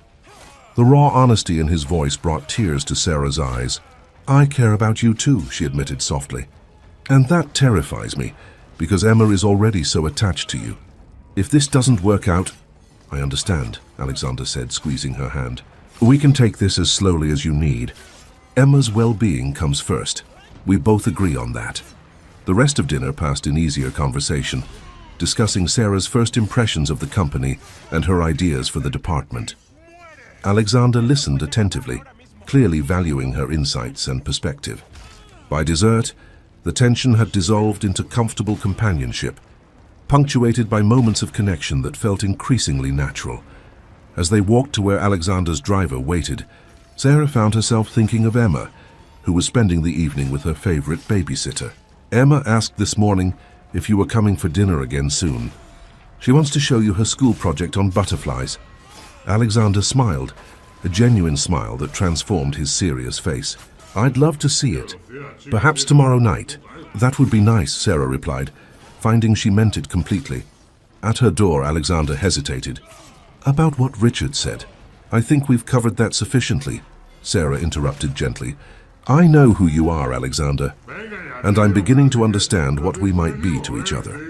Acting on impulse, she leaned up and kissed him softly on the lips, a brief but deliberate gesture that left them both slightly breathless. Good night, she whispered, slipping inside before he could respond. Sarah leaned against the closed door, her heart racing with something that felt remarkably like hope. Whatever complications lay ahead, Richard's opposition, workplace politics, the uncertainties of building a relationship with a man still carrying deep wounds, she knew with sudden clarity that Alexander Mitchell was worth the risk. Her phone buzzed with a text message from him. Thank you for today, for everything. I'll see you tomorrow. Simple words, but they carried the weight of promise, of dinners and picnics, of professional collaboration and personal connection, of a future neither of them could have imagined just weeks ago. As Sarah paid the babysitter and checked on a sleeping Emma, she found herself imagining a life where Alexander's steady presence was a constant, where Emma's innocent question about marriage wasn't merely a child's fantasy. The possibility both thrilled and frightened her. She kissed Emma's forehead gently, careful not to wake her. Sweet dreams, sweetheart, she whispered. Emma stirred slightly, hugging her teddy bear and ducked closer. Did Mr. Alexander like the butterflies? She murmured sleepily. He's coming to see them tomorrow, Sarah promised. Emma smiled without opening her eyes. Good. I told Teddy he would. Sarah stroked her daughter's hair, marveling at the simple faith of a child who had already decided that Alexander belonged in their lives. Perhaps, Sarah thought as she turned out the light, Emma's instincts were right. Perhaps Alexander Mitchell was exactly where he was meant to be, with them. The weeks that followed brought a gentle rhythm to their lives. Alexander became a regular presence at the Parker apartment, arriving most evenings with groceries or takeout, staying to help Emma with homework, or to discuss foundation plans with Sarah. Weekends found them exploring Boston together, visits to the Children's Museum, walks along the Freedom Trail, impromptu picnics when the weather permitted. To the outside world, Alexander Mitchell remained the formidable CEO of Mitchell Enterprises. But those closest to him noticed the changes. He smiled more. He listened more carefully in meetings. He began leaving the office at reasonable hours, delegating tasks he once would have handled personally. Richard Harrington watched these changes with growing concern, cataloging each deviation from Alexander's established patterns, like evidence in a case he was building. The Tenant Relations Department was flourishing under Sarah's direction, implementing programs that were gaining positive media attention and improving tenant retention rates. The Mitchell Foundation moved forward, despite Richard's attempts to delay it, with incorporation papers filed and a board of trustees being assembled. On a bright November morning, Alexander stood at the window of his office, watching Boston Harbor sparkle in the sunlight. 3 months had passed since he'd first knocked on the door of apartment 2B. 3 months that had transformed him in ways he was still discovering. A knock at his door interrupted his thoughts. Victoria Adams entered, carrying a tablet and a troubled expression. "Alex, we need to talk. About the riverfront expansion," he asked, gesturing for her to sit. "I've reviewed the projections, and I think we should reconsider the affordable housing component." "Not about riverfront," Victoria interrupted. "About Richard. He's called for another special board meeting tomorrow. The agenda isn't specified, but my sources tell me he's making a serious play this time." Alexander sighed, unsurprised. He's been building to this for weeks. "This is different," Victoria warned. "He's been meeting privately with major shareholders. Whatever he's planning, he believes he has the votes. He can't force me out without my shares," Alexander reminded her. As majority shareholder, his position was technically secure. "No, but he can make things extremely difficult if he has enough board support." Victoria hesitated, then added, "There's something else. He's been investigating Sarah." Alexander's expression hardened. "What do you mean investigating?" "Background checks, financial history, employment records, looking for something he can use." "Sarah's life is an open book," Alexander said confidently. "She has nothing to hide." Victoria's discomfort was evident. "Alex, I think he's found something. I don't know what, but he seems very certain of his position." A cold feeling settled in Alexander's stomach. "Keep me informed of anything else." "You hear?" he said, his voice controlled despite the anger building within him. "And Victoria, thank you for your loyalty."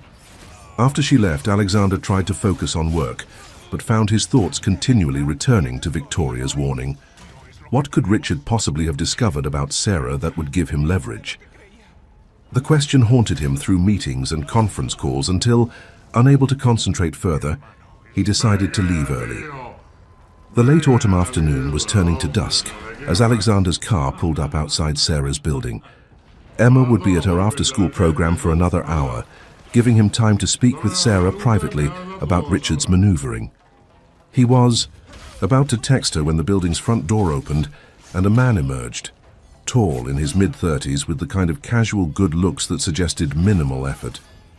The man glanced at Alexander's car, then continued down the street with a confident stride.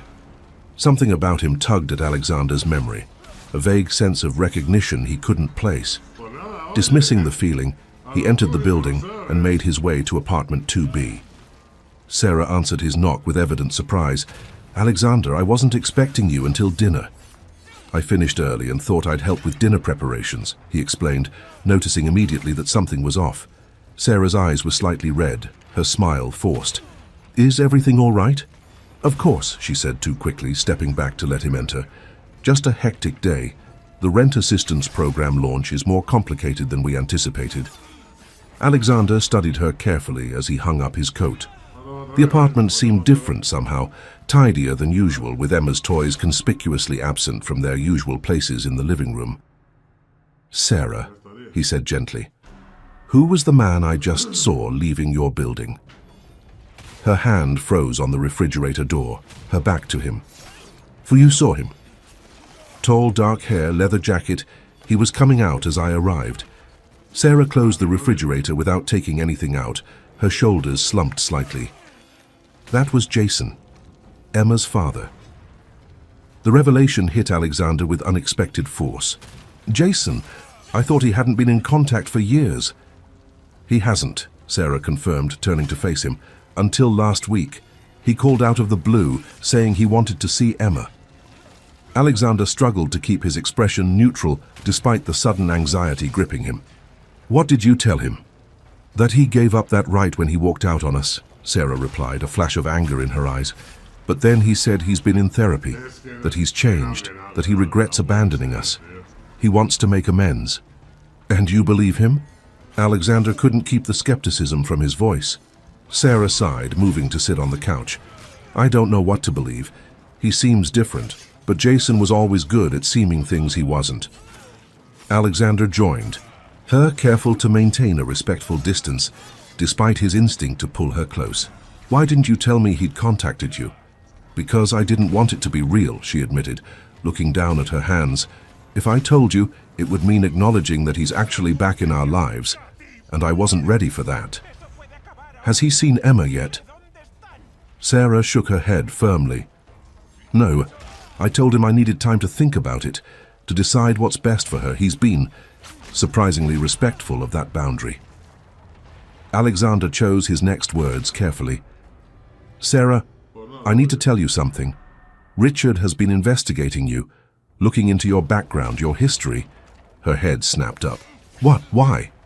He's making another play for control of the company. I think he's looking for anything he can use against me, including my relationship with you. Sarah's expression shifted from confusion to understanding. And now Jason shows up out of nowhere after years of silence. She stood, pacing the small living room. Do you think Richard found him? Encouraged him to come back? It's possible, Alexander acknowledged, the pieces fitting together in a troubling pattern. Richard has resources, and he's determined to prove that my judgment is compromised. What does he think Jason can do? I'm legally Emma's sole guardian. He has no rights after abandoning us. Alexander hesitated. He could create complications, public relations issues for the company, questions about your focus at work. At minimum, he could cause emotional distress for you and Emma. Sarah's face paled. Emma. Oh God, Alexander. What if he tries to take her? He could file for shared custody, claim he's reformed, drag us through court. That won't happen, Alexander said firmly, rising to take her hands in his. I won't let it happen. We have resources too, Sarah. The front door opened before she could respond, and Emma burst in, her face lighting up when she saw Alexander. Mr. Alexander, you're early. She ran to him, wrapping her arms around his waist in an enthusiastic hug. Alexander lifted her up, his heart constricting at the absolute trust in her embrace. I thought I'd help with dinner tonight. How was school? As Emma launched into an elaborate description of her day, Sarah mouthed later to Alexander over her daughter's head. He nodded, understanding that their conversation would have to wait until Emma was asleep. Dinner was a subdued affair despite Emma's cheerful chatter. Sarah moved through the motions of their evening routine with mechanical precision, her mind clearly elsewhere. Alexander did his best to keep Emma engaged, reading her favorite story at bedtime with special attention to all the character voices she loved. Mr. Alexander, Emma said sleepily as he tucked her blanket around her. Are you going to stay with us forever? The innocent question pierced straight to his heart. I hope to be in your life for a very long time, Emma. Good, she murmured, already drifting towards sleep. I told Teddy you belong with us now. Alexander kissed her forehead gently. Teddy is very wise. When he returned to the living room, Sarah was sitting at the small dining table, a glass of wine untouched before her. She's asleep, he reported, taking the seat across from her. Alexander, Sarah began, her voice tight with tension, I need to know exactly what we're dealing with. What can Richard do? What might Jason do? I need to be prepared. Alexander reached for her hand across the table. First, let me be clear. Whatever happens, you and Emma will be protected. I have resources that Richard can't touch, and I'll use every one of them if necessary. Sarah nodded, some of the tension leaving her shoulders at his reassurance. Jason said he's living in Boston now. He has a job in sales, an apartment in Somerville. He seemed stable, but I don't trust it. He was stable before, until Emma was born, and parenthood became real rather than theoretical. Has he asked for anything specific? Money? Legal recognition? Just to see Emma, Sarah replied. He says he wants to apologize to her, to start building a relationship. But it feels too convenient, especially now that you mention Richard's investigation. Alexander considered his next words carefully. We should prepare for the possibility that Jason's return isn't coincidental. If Richard is involved, he may have promised Jason something in exchange for creating complications. Using a child as a pawn, Sarah said bitterly. That's despicable, even for corporate politics. Richard is desperate, Alexander explained. The Foundation threatens everything he values about the company. Profit margins, aggressive expansion, shareholder primacy. Your influence represents a fundamental shift in direction that he can't accept. Sarah's eyes met his, a new determination in their depths. Then we fight back, starting with finding out if Jason and Richard have connected. Alexander nodded, already formulating a plan. I'll have my security team look into it discreetly. In the meantime, I think we should consider additional precautions. For Emma, changing her pickup routine at school, possibly adding security here at the apartment. You think it could get that serious? I hope not, Alexander replied honestly, but I'd rather be over-prepared than caught off guard. Sarah was quiet for a moment, tracing the rim of her wine glass with one finger. There's something else you should know, she said finally. Something that might be relevant if Richard is digging into my past. Alexander waited, giving her space to continue at her own pace. When Emma was about a year old, after Jason left, I struggled. Sarah's voice was barely above a whisper. Financially, emotionally, there was a period of about 3 months when we lived in my car. I couldn't afford rent, and the shelters were full. Alexander felt a surge of protective anger at the thought of Sarah and baby Emma homeless, vulnerable. That's nothing to be ashamed of, Sarah. You survived an impossible situation. I know, she said, meeting his gaze directly. But during that time I made some choices I'm not proud of. Nothing illegal, she added quickly, seeing his expression. But I borrowed money from people I shouldn't have. I missed court dates for traffic tickets because I couldn't afford to pay them. My credit was destroyed. I'm still rebuilding it even now. None of that matters, Alexander assured her, squeezing her hand. It might to Richard, Sarah pointed out. He could paint me as financially irresponsible, unstable. He could use it to question my qualifications for my position. Alexander shook his head firmly. Your past struggles make you more qualified, not less. You understand firsthand what our tenants might be facing. Sarah smiled faintly at his unwavering support. There's one more thing. Jason doesn't know about you, about us. When he came today, I didn't mention that I'm seeing someone. Why not? Alexander asked, genuinely curious rather than offended. Instinct, I suppose. I didn't want to give him any more information than necessary, until I understand what he really wants. Sarah hesitated, and I was afraid it might provoke him. Jason always had a jealous streak even after he left. The idea of another man in Emma's life might trigger complications. Alexander processed this information, adding it to the complex equation they were facing. We should be strategic then. For now, keep things as they are. Don't volunteer information about our relationship, but don't lie if he asks directly. Sarah nodded, then suddenly looked exhausted, the weight of the situation settling visibly on her shoulders. I'm so sorry, Alexander. You've already been through so much, and now this drama... Stop, he interrupted gently. This isn't your fault. None of it is, and we'll handle it together. He moved around the table to kneel beside her chair, taking both her hands in his. Sarah Parker, I want to be absolutely clear about something. I'm not going anywhere. Not because of Richard, not because of Jason, not because of anything in your past. I'm here because I choose to be here with you and Emma. Tears welled in Sarah's eyes, but she blinked them away, refusing to break down. I'm scared, Alexander. Not just of losing my job or facing scandal. I'm scared of losing what we've built together. These past months they've given Emma and me something we never thought we'd have, a sense of family, of belonging. You haven't just built that for yourselves, Alexander said softly. You've built it for me too. After Catherine and James, I never thought I'd feel this way again. Part of something that matters more than acquisitions or developments or shareholder value. Sarah leaned forward, resting her forehead against his. So what do we do now?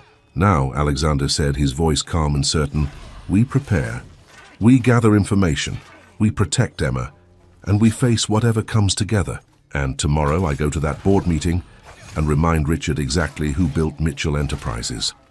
Later that night, as Sarah slept beside him in the narrow bed, Alexander lay awake, planning strategy and contingencies. The thought of Jason Turner inserting himself into Emma's life filled him with a visceral dread.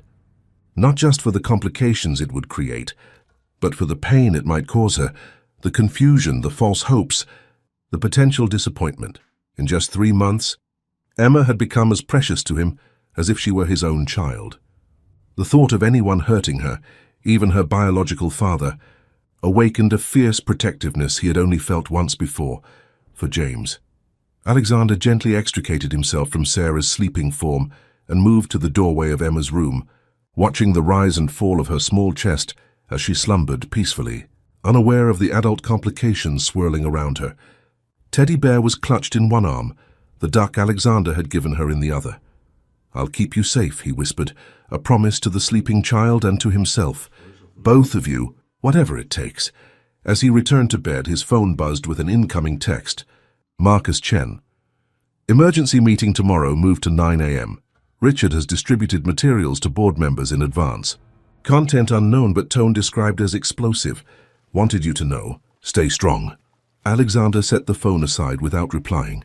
Whatever Richard had planned, whatever he thought he had discovered about Sarah or their relationship, Alexander was ready to fight. Not just for his company, but for the family he had unexpectedly, miraculously found. Sarah stirred beside him, reaching for him in her sleep. Alexander gathered her close, breathing in the scent of her hair, feeling the steady rhythm of her heart against his. 3 months ago, he had been a ghost drifting through his own life. Now, he was anchored by love, a love he would defend with everything he had. 6 months later, Boston bloomed with the vibrant colors of spring. Cherry blossoms lined Commonwealth Avenue, their delicate pink petals drifting on the breeze like nature's confetti. In the public garden, tulips and daffodils created a kaleidoscope of color around the lagoon, where the famous swan boats glided across the water, carrying tourists and locals alike. At the edge of the garden, a small gathering assembled beneath a white pergola, draped with ivy and white roses. Though modest in size, only 50 guests, the collection of people represented both worlds that had collided and merged in the past 9 months.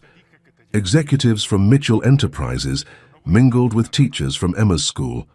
Sarah's colleagues from the Tenant Relations Department chatted with residents from the Winchester Street building, all united by their connection to the couple at the center of it all.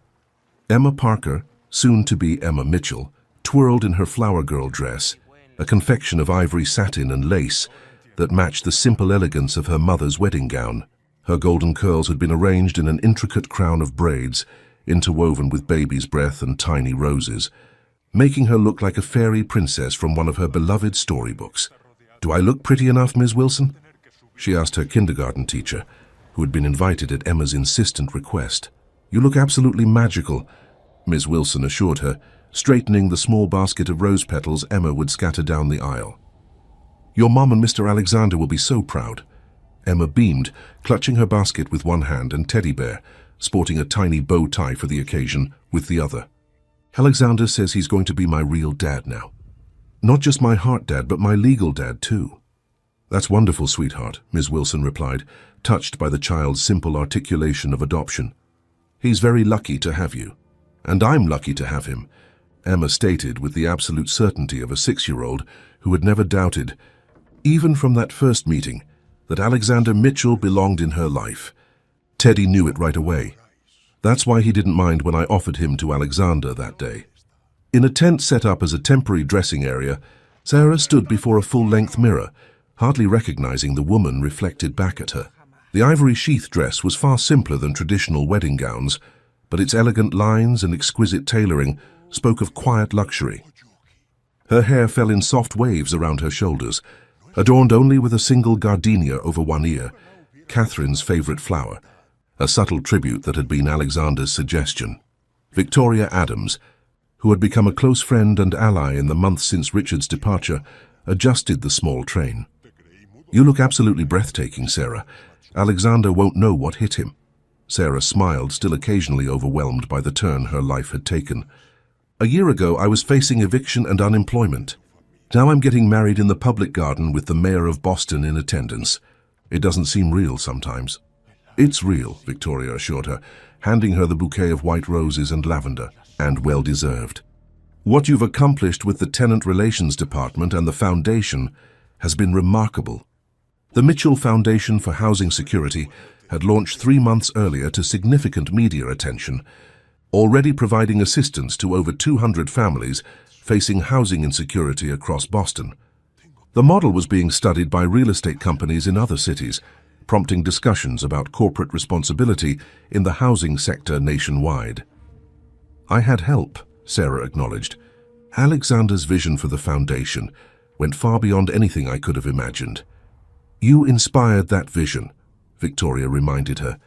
You and Emma changed him in ways none of us thought possible after he lost Catherine and James. A knock at the tent entrance interrupted their conversation. Marcus Chen peeked in, his expression warm. It's time, Sarah. Everyone's ready, and Alexander is practically vibrating with anticipation at the altar. Sarah took a deep breath, smoothing non-existent wrinkles from her dress. How's Emma? Is she ready? She's giving the ring bearer very serious instructions about proper petal-to-step ratios for optimal flower distribution, Marcus reported with a straight face. The poor boy looks terrified of getting the math wrong. Sarah laughed, the last of her nervousness dissolving in the mental image of her daughter's characteristic intensity. That sounds about right. Let's not keep them waiting. Meanwhile, at the pergola that served as their altar, Alexander Mitchell stood with his best man, Thomas, his longtime driver, who had become a trusted friend and confidant through the years. The simple gold band in Thomas's pocket represented not just Alexander's commitment to Sarah, but his promise to Emma as well, a family forged not through blood, but through choice and love. Nervous? Thomas asked quietly as they watched guests take their seats. Alexander considered the question. Not about marrying Sarah, he replied honestly, but about being worthy of the family we're creating. Every day. Thomas nodded in understanding. Catherine would be happy for you. James too. I think so, Alexander agreed, his eyes momentarily distant. It took me a long time to understand that loving them and loving Sarah and Emma aren't mutually exclusive. That my heart could expand rather than replace. The conversation ended as the string quartet began playing, signaling the start of the ceremony. Guests rose, turning expectantly toward the white carpet that formed an aisle between rows of white chairs. Emma appeared first, her face a study in concentration as she carefully scattered rose petals at precise intervals. When she spotted Alexander waiting at the altar, her serious expression bloomed into a radiant smile that hit him with the force of physical impact. She gave him a little wave before continuing her methodical petal distribution, followed by a nervous-looking boy carrying a pillow with Emma's ring, a delicate band that would complement Sarah's engagement diamond. Then the music changed, and Sarah appeared on Marcus Chen's arm, having asked him to give her away in the absence of family. Alexander's breath caught at the sight of her, not just her physical beauty, which was considerable, but the strength and grace she embodied, the quiet dignity that had first impressed him when he knocked on her door 9 months ago. As she moved toward him, Alexander reflected on the journey that had brought them here. The pain of losing Catherine and James would always be part of him, but it no longer defined him. Sarah and Emma had shown him that love wasn't finite, that the heart could heal and expand, making room for new joy without diminishing what came before. When Sarah reached the altar, Marcus placed her hand in Alexander's with a formal nod before taking his seat. Emma immediately positioned herself beside them, reaching up to hold both their hands and completing the circle of their small family. The officiant, a judge who had been Alexander's father's friend, smiled at the tableau before beginning the ceremony. Friends and family, we gather today to celebrate not just the union of Alexander and Sarah, but the creation of a family that reminds us all that love can find us in the most unexpected places, at the most unexpected times. The ceremony itself was brief but deeply personal. Alexander and Sarah had written their own vows, each speaking from the heart about the journey that had brought them together. Sarah, Alexander began, his voice steady despite the emotion evident in his eyes. 9 months ago, I came to your door as a man who had forgotten how to live. I had built walls around my heart so high and so thick that I thought nothing could breach them. Then a little girl offered me her teddy bear, and a woman faced me with dignity and courage, despite impossible circumstances. He squeezed her hands gently. You didn't tear down my walls, you showed me the door I had forgotten existed. You and Emma reminded me that a life without connection isn't a life at all, it's merely existence. I promise to honor the trust you've placed in me, to be a partner worthy of your strength, and to be the father Emma deserves. My heart, my home, my life, they're yours now and always. Sarah blinked back tears as she began her own vows. Alexander, when you first knocked on our door, I saw only the landlord coming to evict us. I had no idea I was meeting the man who would change our lives in ways I couldn't imagine. You saw us, really saw us, when others looked past. You recognized our dignity when others saw only our circumstances. Her voice grew stronger as she continued. I promise to stand beside you as we build not just our family, but the vision of a more compassionate world that we share. I promise to remind you of your own goodness on the days you might forget it. And I promise that Emma and I will fill your life with so much love that the empty spaces will echo with laughter instead of silence.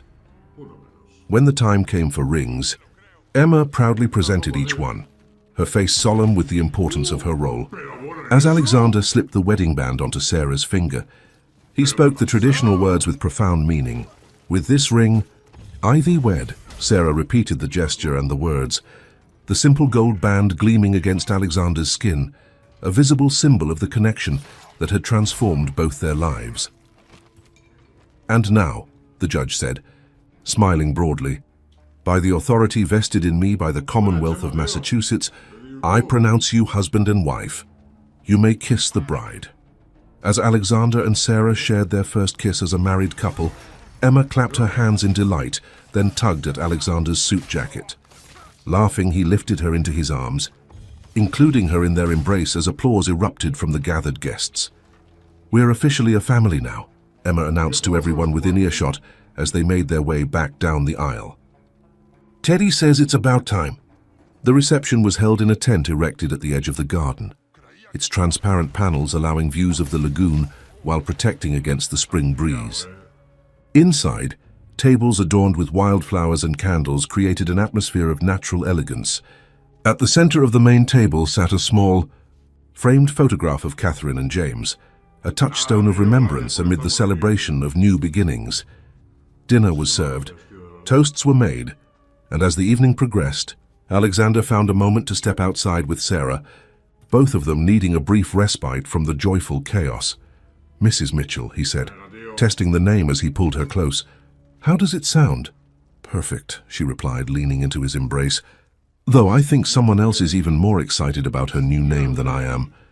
They both glanced back toward the tent, where Emma was demonstrating her dance moves to an admiring circle of guests, her flower girl dress swirling around her as she twirled. The adoption hearing is next week, Alexander reminded her. Then it's official for all of us. Sarah nodded, her expression softening. She's been practicing writing Emma Mitchell for months. Her kindergarten teacher says all her school papers come back with her new name in the corner, even though we've explained she needs to wait for the legal process. Alexander laughed. She's nothing if not determined. Like her father, Sarah observed, watching his face carefully. Her new father, I mean. Alexander's eyes glistened slightly in the twilight. I never thought I'd hear those words again, he admitted quietly. After James. I couldn't imagine being anyone's father ever again. You've been her father in every way that matters since that day at the picnic, Sarah said, reaching up to touch his face. The adoption just makes official what's already true in her heart. From inside the tent came the sound of Emma calling for them, her voice carrying the slight edge of a child who had been patient long enough. Mom, Dad, it's time for the special dance. Everyone's waiting. Dad. The simple word still had the power to stop Alexander's breath each time Emma used it, which she had begun doing immediately after he proposed, seeing no reason to wait for legal formalities. We're coming. Sweetheart, he called back, offering his arm to Sarah with a smile. Shall we, Mrs. Mitchell? Our daughter awaits. Inside, the band began playing the song they had chosen for their first dance as a family, not just Alexander and Sarah as newlyweds, but Emma too, the three of them moving together in a circle that symbolized their unity. As Alexander lifted Emma into his arms, her small hands resting on his and Sarah's shoulders, he felt a sense of completion that transcended anything he had known before. Later that night, after Emma had fallen asleep in a suite at the Four Seasons, where they would spend the night before leaving for a brief honeymoon, with Emma joining them. Of course, they wouldn't have it any other way. Alexander and Sarah stood at the window overlooking Boston Harbor. I never thanked you properly, Alexander said suddenly, his arms wrapped around Sarah from behind as they watched the moonlight play across the water. For what?